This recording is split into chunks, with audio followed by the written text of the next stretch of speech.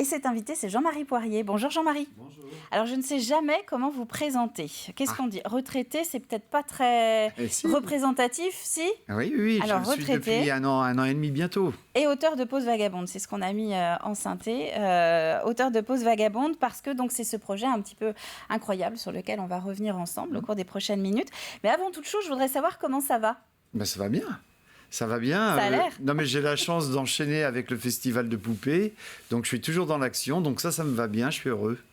Et vous redescendez un peu de votre nuage après Ah oui, la oui, folle oui. semaine dernière. Non, mais par la force des choses. Mais je suis aussi heureux de savourer, du coup, parce que j'étais plein régime pendant une année complète.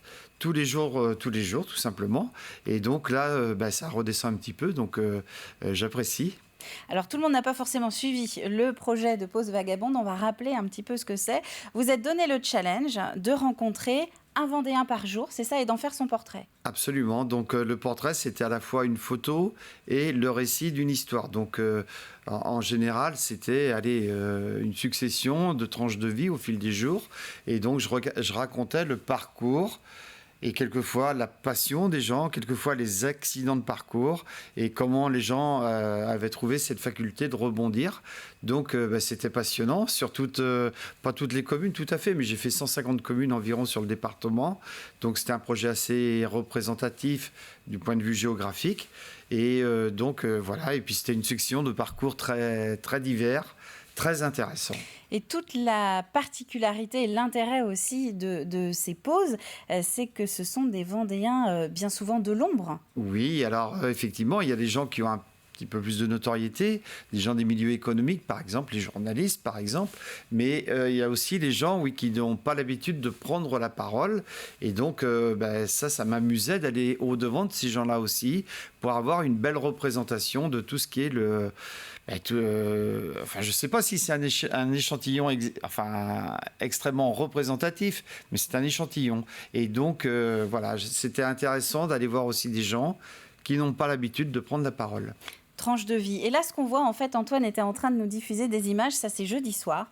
Ça a été une surprise qui vous a été faite. Une vraie surprise. Ah oui, vous en doutiez pas. Ouais. Donc, une surprise qui vous a été faite, c'est qu'une partie des personnes qui ont donc participé à Pause Vagabonde se sont retrouvées pour vous. Oui, non, mais elles étaient 150, donc non, mais c'était vraiment très sympa. L'effet surprise a fonctionné à fond. Et puis, revoir tous ces visages et les voir les uns après les autres, c'était juste merveilleux pour moi parce que je revoyais à chaque fois le contexte dans lequel je les avais rencontrés, comment on avait fait la photo ensemble, comment on avait échangé tout simplement. Et c'était une belle récompense. Et on s'en souvient comme ça de 365 portraits? J'étais surpris l'autre soir de retrouver les prénoms, mais facilement. Et pour chacun d'entre eux, je me souvenais de l'endroit où j'avais pris la photo, du lieu où on avait échangé. Non, c'était encore frais dans mon esprit. Ouais. On va se tourner un petit peu vers l'avenir. Qu'est-ce qu'il va devenir, du coup, ce projet? D'une part, il y a tout le blog sur lequel il y a tous les textes qui ont été publiés, Absolument. la page Facebook qui est liée à elle. Et puis, il y a l'avenir. Donc, est-ce que Pause Vagabonde s'arrête? Oui, alors, pour l'instant, je sors juste de cette année de reportage.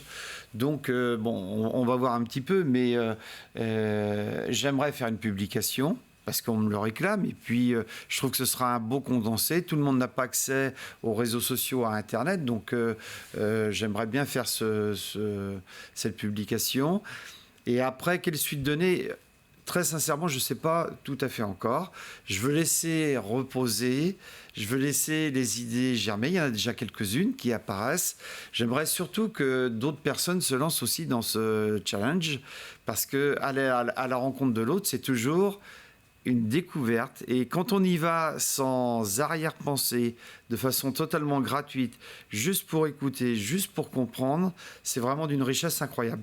Et donc, j'aimerais que d'autres le fassent. Alors, est-ce que je le ferai avec eux? Est-ce qu'on partage? Est-ce que... C'est encore un peu tôt pour le dire, mais vraiment, j'ai qu'une envie, c'est d'encourager quelqu'un à le faire. Parce que tout part, en fait, d'une idée vous êtes inspiré d'une idée qui a été lancée par un jeune homme qui voyageait, Oui. que vous avez rencontré du côté du Népal, d'après ce que j'ai bien Exact. compris, Ouais. et qui, lui, de son côté, avait lancé cette idée justement d'aller à la rencontre des autres et de raconter ses tranches de vie. Voilà, donc c'est un photographe suisse, Stéphane Meyer, qui partait d'un constat un petit peu différent. Lui, il habite la ville de Bienne en Suisse, 20 000 habitants à peu près. Et donc, son constat, c'était de dire, voilà, on se croise dans la rue, on se connaît, mais on ne se parle pas. Dans le transport en commun, on se touche les genoux, mais on ne cause pas. Et donc, l'idée qui était la sienne, c'était d'aller au-devant des gens pour discuter, pour apprendre à les connaître et raconter leur histoire. En plus, c'est un très très bon photographe. Donc, il faisait des reportages qui étaient vraiment sympas. Quand j'ai découvert ça, je me suis dit, moi, dès que je peux le faire, dès que le temps, enfin, dès que la disponibilité me permet de le faire, j'aimerais réaliser cette chose-là sur mon département, parce que le village de Saint-Malo-du-Bois est un peu petit, donc voilà, je l'ai fait à l'échelle de la Il y Vendée. a plus de 365 habitants. Oui, mais il y en a 1500, mais je les connais beaucoup. Alors que là, C'est j'allais voir compliqué, oui. des gens avec qui je ne m'étais jamais entretenu. Et donc, c'était l'intérêt du challenge. On a parlé donc de toutes ces rencontres. Est-ce qu'il y en a, je sais que c'est difficile à chaque fois, mais est-ce qu'il y en a quand même qui vous ont marqué pour une raison ou pour une autre, qui ont été peut-être compliquées à caler ou au contraire, ça s'est fait de manière fortuite et ça donne un très très beau portrait au final? Non, mais effectivement, c'est très dur d'en sélectionner quelques-unes. Je peux évoquer la dernière, parce que c'était la doyenne de Vendée, 112 ans. Je ne savais pas qui j'allais rencontrer. Et quand j'arrive à la maison de retraite où elle est au Sable, elle était dans son fauteuil, elle se lève, super quoi. Donc, puis quelle histoire. C'est quelqu'un qui a connu la Première Guerre mondiale, qui a connu la grippe espagnole quand on parle du virus aujourd'hui. Donc tout ça, c'est des témoignages très très intéressants. Alors après, je dis parfois, j'ai fait presque le tour du monde en restant sur place. C'est vrai qu'on voyage en lisant vos portraits. Oui, parce que tout le monde a des racines un peu partout. Alors, d'une part, les racines, et puis des gens qui ont des aventures. Un voisin qui habite le village de Chambretot, à 5 km de chez moi, et qui travaille sur la base Concordia en Antarctique. Un autre Jean-Marc qui, lui, fait des visites au-delà du cercle polaire. Donc, donc j'avais les deux pôles, là, déjà. Et puis après, des voyageurs au long cours, des marins au long cours, ou des aventuriers. Donc, c'était passionnant.